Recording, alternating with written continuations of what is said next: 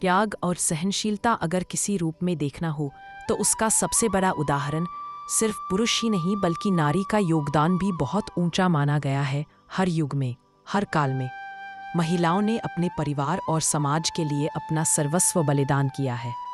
त्रेता युग में भी एक ऐसी ही दिव्य स्त्री थी जिन्होंने जीवन भर कष्ट झेले लेकिन धर्म और मर्यादा से कभी विचलित नहीं हुई। वो और कोई नहीं, स्वयं माता सीता थी। त्याग, धैर्य और मर्यादा की जीवित प्रतिमा। आज हम आपको सुनाएंगे माता सीता के जीवन की वे पीड़ाएं जिन्होंने उन्हें केवल रामायण की नायिका नहीं बल्कि देवी बना दिया। मिथिला नगरी के राजा जनक और रानी सुनैना के घर धरती माता की गोद से प्रकट हुई माता सीता। कहा जाता है कि जब राजा जनक खेत जोत रहे थे तो हल की नोक से धरती फटी और वहां से एक कन्या प्रकट हुई, इसलिए उनका नाम रखा गया सीता। बचपन से ही वे तेजस्विनी, करुणामयी और विलक्षण गुणों से युक्त थीं। हर कोई उन्हें देवी स्वरूप मानता था। जब श्री राम ने शिव जी का धनुष तोड़ा तो माता सीता का विवाह उनसे हुआ, लेकिन विवाह के तुरंत बाद ही उन्हें राजमहल का सुख नहीं बल्कि 14 वर्षों का वनवास मिला। जिस समय हर स्त्री नए सपनों के साथ जीवन शुरू करती है, सीता माता ने झोपड़ियों और जंगल को अपना घर बना लिया। धूप, वर्षा, जंगली जानवर और कठिन जीवन, ये उनके पहले बड़े कष्ट थे। वनवास के दौरान आया उनके जीवन का सबसे कठिन पल। लंकेश्वर रावण ने छल से माता सीता का हरण कर लिया और उन्हें लंका ले गया। पति और परिवार से दूर, पराई भूमि पर कैद जीवन। हर दिन श्री राम की प्रतीक्षा, हर क्षण अकेलेपन का बोझ। लेकिन इस पीड़ा के बीच भी माता सीता ने धर्म का साथ छोड़ा नहीं। रावण का वैभव, उसका साम्राज्य, कुछ भी उन्हें विचलित नहीं कर सका।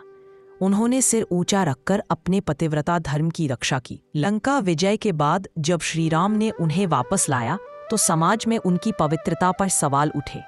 सोचिए, एक पत्नी जिसने अपहरण सहा, जिसने हर परिस्थिति में पति का नाम जपते हुए दिन काटे, उसे अपने ही चरित्र का प्रमाण देना पड़ा। माता सीता ने अग्निकुंड में प्रवेश किया और अग्निदेव ने स्वयं उनकी पवित्रता की गवाही दी।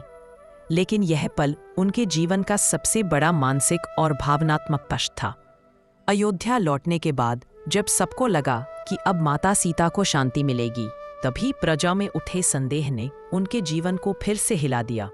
श्री राम ने राज्य की मर्यादा निभाने के लिए माता सीता को पुनः वनवास भेज दिया, और यह उस समय हुआ जब वे गर्भवती थीं। वन में अकेलेपन के बीच ही उन्होंने लव और कुश को जन्म दिया। रानी होकर भी उन्हें साधारण स्त्रियों से भी कठिन जीवन बिताना पड़ा। जब लव कुश बड़े हुए और राम से मिले तो भी समाज का संदेह खत्म नहीं हुआ। बार बार अपने चरित्र पर प्रश्न सुनकर माता सीता ने धरती माता से प्रार्थना की, माँ, यदि मैंने सदा धर्म का पालन किया है तो मुझे अपनी गोद में समा लो।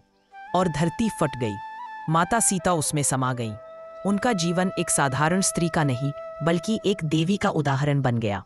माता सीता ने अपने जीवन में वनवास, अपहरण, अग्नि परीक्षा, समाज का संदेह और अंत में धरती में समर्पण जैसे असंख्य कष्ट, लेकिन इन सबके बावजूद उन्होंने कभी सत्य, धर्म और मर्यादा का मार्ग नहीं छोड़ा।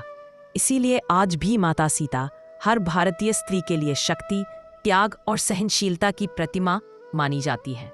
उनका जीवन हमें यह सिखाता है कि कष्ट चाहे कितने भी आए, धर्म और सत्य से कभी विचलित नहीं होना चाहिए।